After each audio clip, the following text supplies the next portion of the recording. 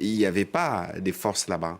C'était des populations civiles qui vaquaient à leurs occupations et qui ont été massacrées à l'image de ce qui s'est passé à Kichiché en 2022 Euh, et à l'image de ce qui s'est passé il y a plusieurs années. Vous parliez tout à l'heure du génocide. Voilà des preuves récentes de ce que nous considérons comme des génocides qui se sont... nous y reviendrons.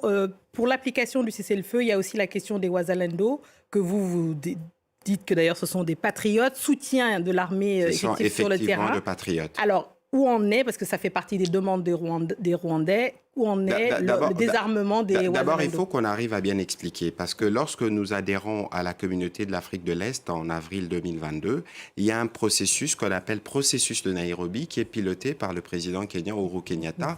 Et dans ces processus, tous les groupes d'autodéfense, comme on les appelait à l'époque, avaient souscrit au schéma de la paix et du désengagement, jusqu'à ce que le Rwanda, avec sa brigade avancée, les M23, commence encore l'œuvre macabre d'attaquer d'innocentes populations. C'est pour ça que dans un élan de patriotes, ils se sont levés, parce que le terme Wazalendo veut dire tout simplement patriote. Et si vous regardez, on parle de moins en moins de groupes d'autodéfense ou de Maïmaï, mais on parle du vocable Wazalendo parce qu'il y a eu comme cette forme d'unité pour défendre évidemment la patrie. Et donc aujourd'hui, le Rwanda ne peut pas, ni personne ne peut d'ailleurs, interdire à des Congolais de s'élever où ils sont pour défendre la patrie. Mais cela dit, comme gouvernement, nous avons une stratégie qui va permettre de bien gérer ces énergies qui veulent défendre la patrie dans ce qu'on appelle la réserve armée des défenses, où nous pourrons évidemment prendre ceux qui